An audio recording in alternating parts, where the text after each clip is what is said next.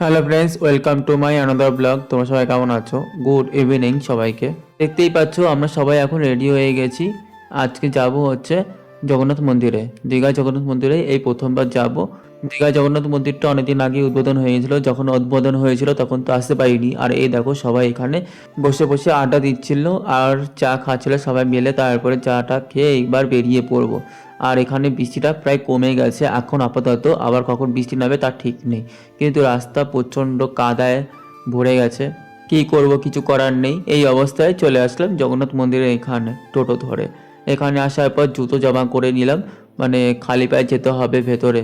তারপরে খালি পায়ে এবার যাচ্ছি ভেতরের দিকে। ভেতরে যাওয়ার পথে আমি ক্যামেরা নিয়ে গিয়েছিলাম, কিন্তু ক্যামেরা অ্যালাউ ছিল না, তাই ব্যাগটা রাখতে হলো কাউন্টারে। ব্যাগ রাখার জন্য আবার 5 টাকা দিয়ে টিকিট কাটতে হলো। তারপরে ভেতরে প্রবেশ করলাম। সবাই অলরেডি আগে আগে চলে গেছে আর চারিপাশে জলে জল। বৃষ্টি হয়েছিল তো সেই জন্য জলটা এখনও শুকায়নি, পুরোপুরি জলে ভরা, মানে চারিদিকে জল। আর সামনে রয়েছে জগন্নাথ মন্দির। এই মন্দিরটা ভালোই লাগছিল রাতের অন্ধকারে আর লাইটের আলোতে, বেশ ভালো লাগছিলো। তারপরে চলে গেছিলাম সামনের দিকে, কিন্তু সামনে ক্যামেরা একদম অ্যালাউ ছিল না, কিন্তু তাও আমি একটু পর পরে আমি ক্যামেরা অন করছিলাম, মানে যখন ভেতরে প্রবেশ করছি ক্যামেরা বন্ধ, আবার বেরোলেই ক্যামেরা অন। এদিকে আমরা যেই সময় গেছিলাম সেই সময়টা মন্দির বন্ধ হওয়ার টাইম হয়ে গেছিলো, মানে প্রায় আমাদের কাছে ছিল 1 ঘন্টার মতো।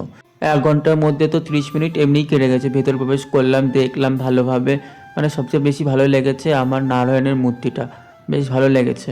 আর জগন্নাথ দেবের মূর্তিটা তো ঢাকা রয়েছে, স্নান যাত্রার পর থেকে ঢেকে দিয়েছে, তাই জগন্নাথ ঠাকুরকে দেখতে পাইনি। সামনাসামনি দেখতে পেলে ভালো হতো, ছবিতে দেখতে পেয়েছিলাম, কি আর করা যাবে। এমন সময় আমরা এসেছি। আর এটা হচ্ছে জগন্নাথ ঠাকুরের মন্দিরটা। এখন দেখা হয়ে গেছে ভেতরে, এখন একটু বাইরে এসেছিলাম, বাইরে এসে বাইরের ভিউটা একটু দেখছিলাম।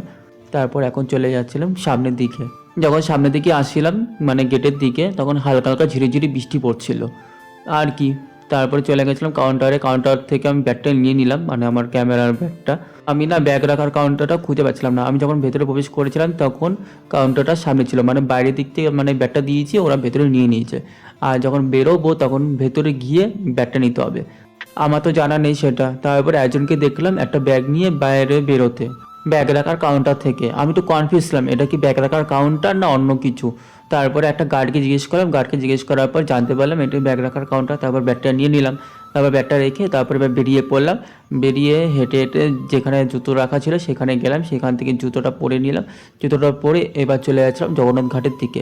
জগন্নাথ ঘাটে হেঁটে হেঁটে যাচ্ছিলাম, যেহেতু আগের দিন প্ল্যান করেছিলাম যে হেঁটে হেঁটেই জগন্নাথ ঘাট পর্যন্ত যাব, মানে কাছেই জগন্নাথ ঘাটটা। আর পেছনে রয়েছে গেট, মানে জগন্নাথ মন্দিরের গেট। তার কিছুটা দূরত্বে রয়েছে জগন্নাথ দেবের মাসির বাড়ির গেট। এক কথায় বলতে গেলে জগন্নাথ দেবের মাসির বাড়ির দুয়ার। এটা উপরে লেখা ছিল, যারা যারা এখানে এসেছো তারা নিশ্চয়ই দেখেছো। যাই হোক, এখন আমরা যাচ্ছি জগন্নাথ ঘাটের ওখানে। ওখানে কিছুক্ষণ টাইম স্পেন্ড করব, তারপর ওখান থেকেই হোটেলে ব্যাক করব। এরই মাঝে তানি বলছে একটু সি বিচের ওখানে যাওয়ার জন্য, মানে জগন্নাথ ঘাটের এখানে একটা সি বিচ আছে ছোট্ট করে, এখানে সবাই যাওয়া আসা করছে। তানিও বলছে চল একটু ঘুরে আসি ওখান থেকে। আমিও বললাম চল ঘুরে আসি, দেখেও আসি। এখানে তো আসা হয়নি, আমরা যেখানে বসেছিলাম সেখান থেকে এই জায়গাটা দেখা যায়, বেশ ভালো লাগছিলো এই জায়গাটা আসার পর, মানে একটু ফাঁকা ফাঁকা। রাত্রের বেলা তো বেশ ভালোই লাগছিলো। তারপর আমি আর তানি কয়েকটা ছবি তুলে নিলাম। জগন্নাথ মন্দিরে তো সেরকমভাবে ছবি তুলতে পারিনি ক্যামেরা দিয়ে, তাই এখানে কয়েকটা ছবি তুলে নিলাম। তবে ছবি টবি তুলে এবার চলে যাচ্ছিলাম যেখানে মামিরা বসেছিল সেখানে। তারপর ওখান থেকে সবাই এখন হোটেল দিকে রওনা দিলাম।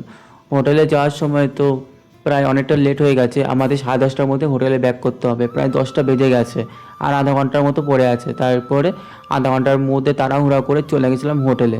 হোটেলে গিয়ে জামা কাপড় ছেড়ে তারপরে খেতে যেতে হবে, মানে সবাই অলরেডি খাওয়া দাওয়া করে নিয়েছে, আমরাই মনে হয় সবাই লাস্টে গিয়েছি আজকে। তারপর আর কি চলে গেছিলাম ছাদে খাওয়া দাওয়া করতে। আজকের মেনুতে ছিল ডাল, মাছ, আলু চিপস, ব্যাস এইটুকুই। তারপর খাওয়া দাওয়া করে চলে আসলাম ঘরে। চলো আজকের জন্য এইটুকু, দেখা হচ্ছে পরের ব্লগে। টাটা সবাইকে।